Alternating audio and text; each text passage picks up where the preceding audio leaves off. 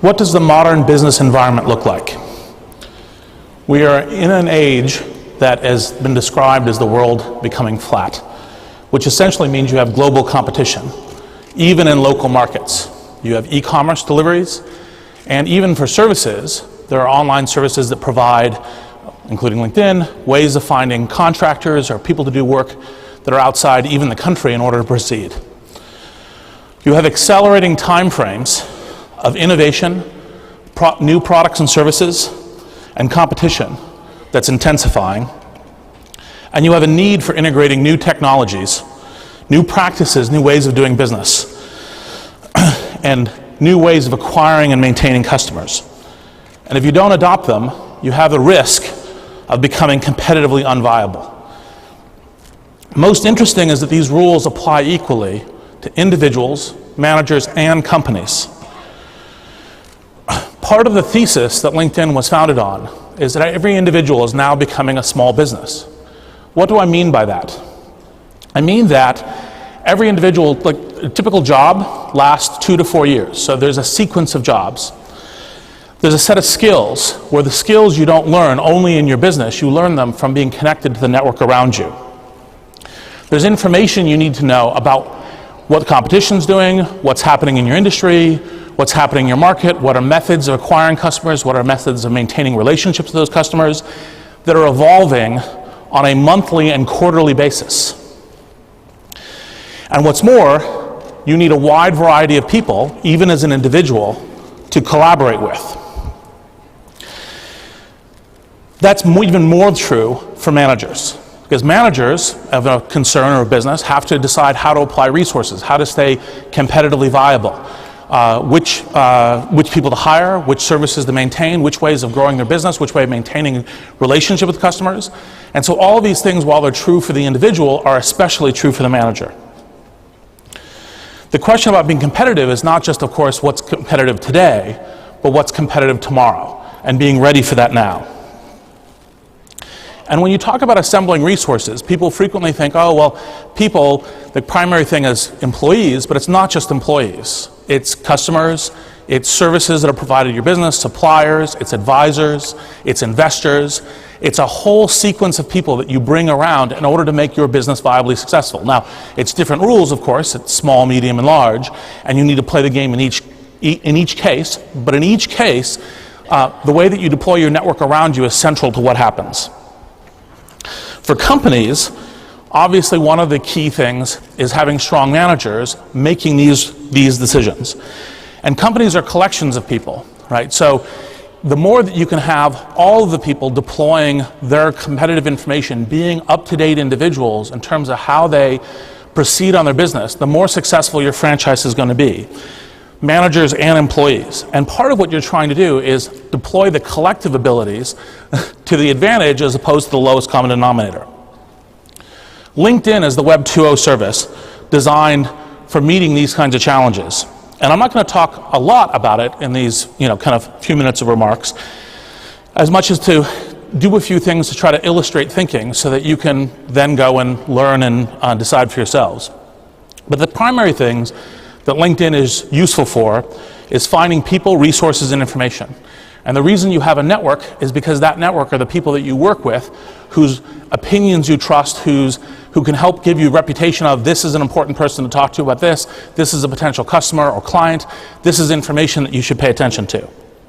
It's a way of filtering that information. There are also other tools that are important. For example, Twitter. And when we see that at LinkedIn, for example, we built an app on the LinkedIn platform called Company Buzz, which takes your company and searches the Twitter feed for current information in terms of what's going on in order to provide you business intelligence. So my general recommendation in these remarks is to adopt the new technologies because your competitors will be, and it's important to stay competitive. One small example already referred to is the fact that there's a group on IoD a group from IoD on LinkedIn. One of the things that happened is there was a bunch of discussion in that group about what is the relevance of Twitter for acquiring and maintaining customers. The IoD folks saw that discussion. They created essentially a meetup at a local facility. Those people got together and they traded tips and tricks about how to use Twitter in order to make their businesses competitive. Because the issue is you're not just you're not competing with the 4 people to your right, you're competing with the world. And if you actually collaborate with some information, that makes you stronger because there is a lot of competition out there. Another example, specific to the UK, many businesses here outsource a majority of their recruiting to recruitment services. And there's nothing wrong with recruitment services. But if you actually look at the economic incentives, the recruitment service economic incentive is to get you a person. Right? The thing that you need in order to stay competitive is the right person for the job, the absolute best person you can find. Not someone who is necessarily looking for a job, right? But in fact, a person who will help your business be competitive. You have a much stronger interest in that than a recruitment service. And so it's just one of many ways in which going direct and establishing direct relationships between you as an individual, you as a business, and individuals is a very valuable thing. Now, a natural thought, a natural worry that businesses have when they think about services like LinkedIn is they say, well, okay, I can see that my employees might be able to use it as a tool for gathering information, but what happens if in fact maybe they're recruited away? It's a classic reaction of businesses that are trying to protect downside rather than play for upside. But here's a frank analysis of it. All of the LinkedIn employees are on LinkedIn. And it's not just because we use the product and we use it, but it's, in fact, we want employees who are using Twitter, we want employees who are using blogging, we want employees who are using the new technologies so that we are staying advanced and competitive. LinkedIn is just one of those. And is there a risk that employees will be hired away? Absolutely. But good employers with good employment cultures, with places that attract people to work, will be differentially benefited by using these tools, LinkedIn and others, than the ones that don't. Because in fact, we actually live in a networked world already, right? And it's just a question of whether or not you recognize it. And, just to be clear, LinkedIn is not just a recruitment service. We have 3 revenue streams. Michael referred to them. It's subscriptions, a recruiting business for essentially corporations that want to do recruiting, and advertising. But of the subscriptions, only 27% are actually in the recruiting industry. A wide variety of the other folks who use it are business development, service professionals looking for clients, venture capitalists, entrepreneurs, basically people who are looking to make connections with other business people, which is generally speaking what, in some range, all business people do. Here's another way of looking at LinkedIn. LinkedIn is taken what we think is valuable and useful about how Silicon Valley operates. And it's not that Silicon Valley is the icon for all business, but there are some certain things that we do well. We do well in terms of operating at speed, innovating, inventing new technologies, and deploying those technologies in terms of how do we do business. So the patterns at which we act, we actually put those into the patterns of how LinkedIn operates. And the idea was to enable people to look for information, and because part of how Silicon Valley works is that information spreads between companies, not the competing companies, but allied or even just companies tackling similar problems in very different spaces. And they use that in order to accelerate their rate of action, their innovation, what ideas happen.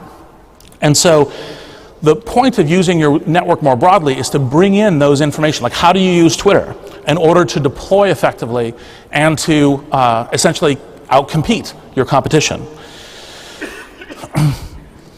So the key things in terms of how Silicon Valley can potentially be interesting to a wide variety of businesses, not just technology businesses, not just startups, is a question of how do you learn from what the best practices that are going on outside of your company and bring them in at a relatively fast rate. Because normally, like for example, just consider, these all kind of some degree come down to math problems. There are more smart people that have specific expertise that are outside your company, no matter how large, that are inside your company. And part of the thing that you want to do is you want to be able to, and there's invention happening all around. This is part of a global competitive environment. And part of what you want to be able to do is you want to be able to harness that intelligence in terms of how do you make decisions as an individual and elaborate your brand, how do you make decisions as a manager, and then how do you operate as a company. I'm going to kind of finish with two areas of comment. One is a personal anecdote. As Michael mentioned, I'm on a number of boards, and I want to describe, because this is part of what this august institution does, how I use LinkedIn as a board member, and then talk a little bit about the kind of what it means to live in a networked world. So as a board member, part of the thing is I have a full-time job. I'm a CEO. As many CEOs out there know, basically every day you go home, there are still things that are broken in the organization, and you can put in as much time as you possibly can, and there will still be things that you'll be working on and fixing. So when you also serve on boards, the question is, how are you efficient in terms of how do you help those companies? And the way that I do it is I connect to the wide variety of people that I know in many different sectors, and then when I'm working with the CEO and executives in the company, I say, well, if you're looking for information, you're looking for a potential business deal, you're looking for researching a topic and finding an expert, search my network, ask me if this is the right person, and then I'll put you in touch with them, which shifts the burden and the alignment of interest to the person who is trying to solve the problem, and where I don't have to keep that in my head, and yet I can still be very helpful to them. And it's one of the ways that I manage being on 7 boards, in addition to being the CEO of LinkedIn. So the second thing is, what does it mean that we live in a networked modern world? Well, basically, information constantly comes at you, and there's different patterns. And one of the things that I think is going to happen is, when you're trying to keep your business competitive, you don't just look at the ones around you in terms of what are people doing right next to you. You're trying to get the best information, the best ideas possible, and you're trying to align yourself with working with individuals who are themselves doing that in terms of their own professional expertise and career. And whether or not they adopt any particular tool, LinkedIn, Twitter, blogging, a wide variety of online tools, the real question is that you're focused on the fact that modern business works at a higher speed, and that innovation is going to be essential. Because if you look at how fast patterns, like for example, Silicon Valley was more or less dead in mobile until the iPhone came along. Now all of a sudden, we're relevant again off this one thing, and everyone's adapting. The whole mobile ecosystem is moving towards having applications on mobile phones now. And that will happen within the next 1 to 3 years. A bunch of work and new ways of engaging with customers will come out from that. So the real central question is whether or not you compete early or you compete late. You compete early, you get ahead of the curve, you try to embed your learnings in terms of your business practice and what you do, you're successful. You compete late, and it's a serious problem. So with that, I will go to questions.